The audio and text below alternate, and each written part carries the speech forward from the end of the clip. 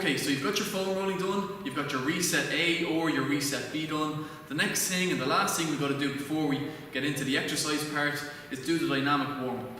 Okay, so for the dynamic warm-up, what we need is the following. You need a green band or a purple band. You're going to need a red band, and you're going to need the same foam roller that you're using earlier on. Okay, so what we're going to do to start off with is we're going to base everything on the ground and then progress our way to standing. First thing we've got to do is do some leg lowers. We grab the band around your foot, stay relaxed on the floor, put your foot in whatever distance you can without forcing it, slight bend in your knee, and all we're going to do is bring the other leg up and down 8 to 10 times. Okay, make sure this leg comes all the way down to the floor, tries to match where the other leg is, but only a small bend in the knee, so don't have it like that there. Do 10 that side, 10 the other side. And again, another thing you're watching out for is lifting your leg up, causing your butt to rise. So keep your bum on the floor. We do 10 left, 10 right. After that, we're going to hit some glute bridges. So to activate your glutes, you're going to take your feet in close to your bum. And all we're going to do is lift the hips up, squeeze your butt cheeks, hold for 2 seconds, come back down. The only place you should be feeling this is in your bum. You might get a little bit in the back of your legs here and toward your hamstrings, that's cool. And what you're looking for when you lift your hips is to have a straight line going through your knee, through your hip, through your shoulders. So if you're lifting up here, you're just not lifting it high enough. You don't need to stick it up like that so high, you might start feeling it into your lower back. So just lift the hip up, squeeze the butt, hold for 2 or 3 seconds. And we're doing about 10 reps of these. After that, you're grabbing your foam roller. Lying on your side. Okay? Hand facing to the roof. You're going to bring your top leg up so he's resting at a 90-degree angle, or right angle, with the foam roller. You're then going to take one hand on top of the other. Take a breath in through your nose, and as you exhale, you're going to let this hand come as far back as you can. Back to the start.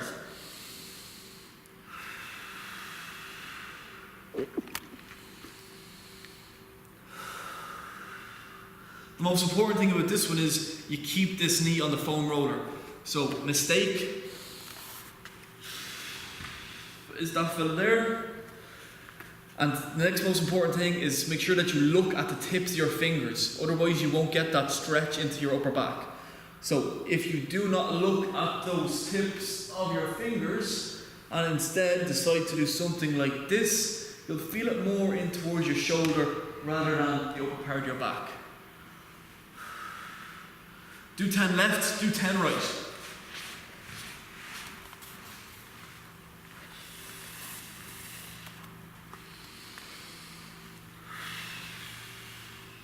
Okay, what you notice is the first couple of these you're going to be tight, and then as you get further on through the set, you'll start to feel a little bit looser. As you can see already that I'm starting to free up.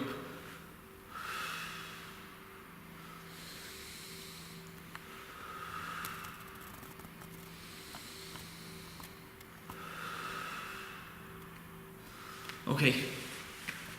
Next one up, we're going to do some half kneeling rotations. So we're finished with the stuff on the ground for a sec. We start progressing up onto a half kneeling. Knee under your hip, take a step out, foot under your knee. Okay?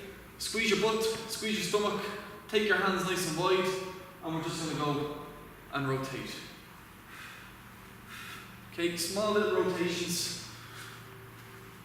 Really good for just warming up your upper back or your lower back. You should also feel a little bit of tightness in your stomach. So remember, when you're bracing yourself, draw your stomach in, get it tight. Imagine that you're really tall. So we do 10 of them left, 10 right. They don't have to be huge turns, so you don't have to rotate yourself around like this. Just a couple little half turns, facing the side, 10 left, 10 right.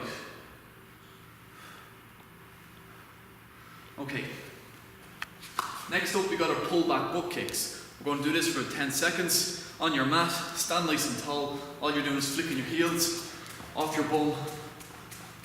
Bring it right up, stand really tall. Try not to get brought down on the balls of your feet. Okay. Now from there we're going to progress, moving up again, up the body.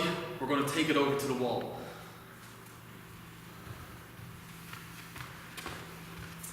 Okay, so we're just going to get your shoulders a little bit warmed up this time. What you got to do, start beside the wall, take a small step out with your feet, and ensure that your lower back is pressed into the wall as good as you can. Take your hands to a 90-degree angle, so your elbows are in line with your shoulder, head is on the back of the wall, rib cage is down, and all we're going to do is we're going to try and slide our hands along the wall, keeping the back of your hand in contact with the wall as best as you can. Okay, we don't have to go straight up over your head. If you go too wide here, it's not really going to have the same effect. So 90 degrees, I just let them slide out to say 1 o'clock. Okay, main mistakes on that one. This is going to be quite challenging. The hard part is trying to maintain your rib cage down as you keep your hands straight up over your head. So what's going to tend to happen is if you're restricted in your chest or you're restricted in your T-spine, your upper back, is you're going to find that you're trying to keep your hands on the wall and you're going to end up letting your chest rise and you'll have this gaping, huge gaping hole in the bottom of your back. If that happens, okay, and I've said it to you, or you tried, and whatever you do, you just can't keep your lower back there. Or if you can't keep your lower back, your hands are somewhere out here, I just need you to turn around and face the wall, okay? Taking a half a step away, keep the rib cage down, hands start again, 90-degree angle, and all we're doing this time is we're sliding up, sliding back down to starting position.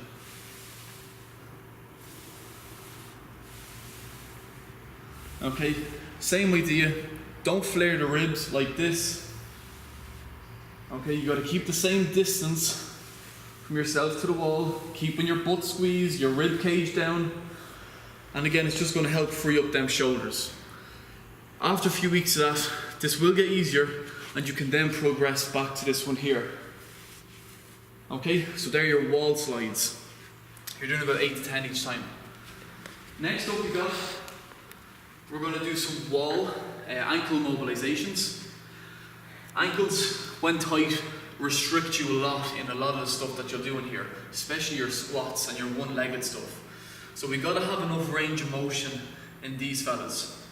So how we're going to do that is we're going to come up beside a wall, and the aim is keeping your heel on the ground. I want you to try and touch your knee off the wall. We've got to do 5 this way, okay, 5 to the inside, 5 to the center, and 5 to the outside.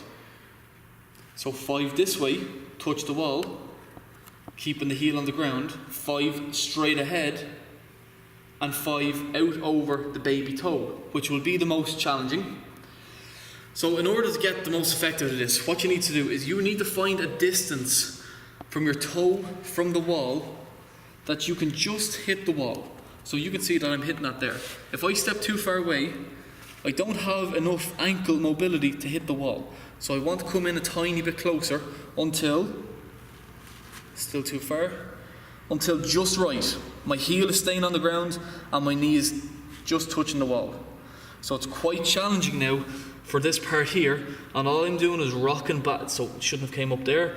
All I'm doing is rocking back and forth, trying to feel it in towards the back of my ankle, and then 5 to the inside, middle, and 5 to the outside, which will be the hardest. This is really important. When you're doing your opposite foot, okay, you've got to match it that it's the exact same, the toes are the exact same level, or the exact same distance away from the wall. And the same process, 5 forward, 5 inside, 5 to the outside. Okay, what you're going to notice is more than likely you will have one ankle that's more restricted than the other. So it's really important that you start with the more restricted ankle. So say if your right foot is a little bit worse than your left foot, you'll find out very, very soon, or I'll tell you, you're going to start with your right foot first. Then match your left foot right beside it. And in that way, you'll ensure that both are getting the same amount of movements. If you have one good ankle, say your left foot is your good one, and you do that further away from the wall, well then you're always going to have a slight advantage in towards that left compared to the right, which is what you do not want, right? We don't want any imbalances in one foot compared to the other. Okay, so just from the front, up against the wall, your foot is dead straight.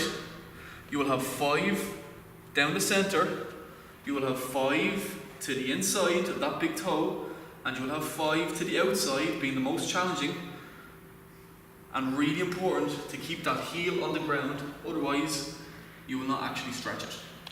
Okay, do that both feet. Next up we're going to do some groiners.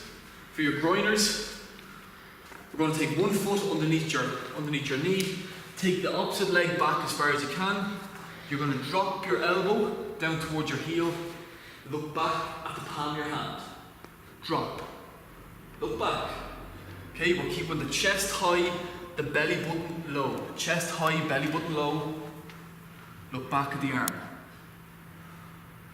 Okay, this movement coming back is quite similar to the one you did earlier on the ground, where you have to keep your palm open and you must look at your palm rather than the hand coming back like this and you looking somewhere off here. Okay, change legs, ankle underneath your knee, back leg goes back far. If you don't get this leg back far, what's going to happen is you'll end up being hunched over in that position there, and you'll feel awkward. You'll know straight away. So back he goes, elbow drop, look back at the hand, elbow drop, look back. All the time, we're trying to get this knee outside here while keeping that foot on the ground. Okay, drop, look back.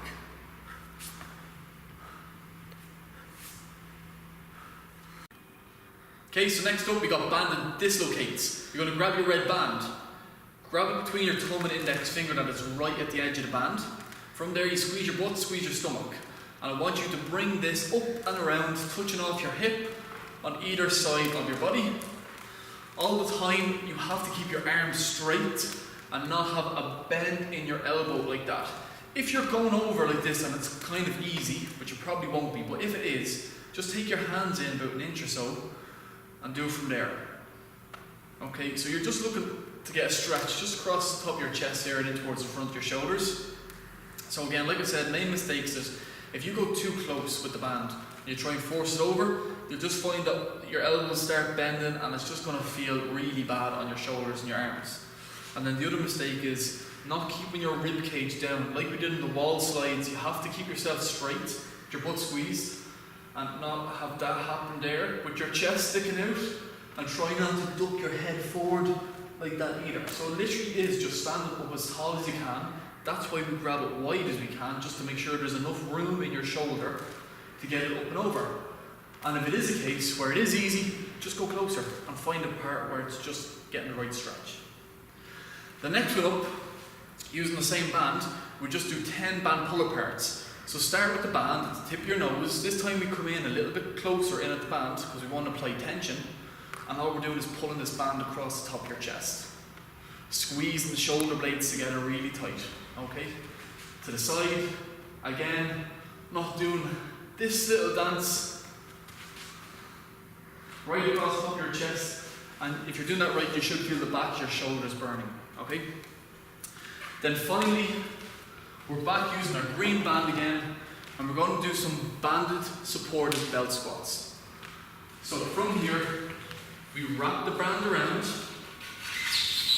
Okay, it's going to be either a green or a purple band, depends on your level. You jump into them, you place the band just across the top of your hips, okay, under your lower back. Step away from the band, put a bit of tension on it, and then from there we're going to set up our squat stance. Okay, if you haven't already been through a squat stance, don't worry about it. You'll know what it is soon. You'll get into your squat stance, you will have to lean back a little bit, otherwise you get pulled forward. Then from there, pop your hands in front, or sorry, behind your head, and we're going to hit a squat.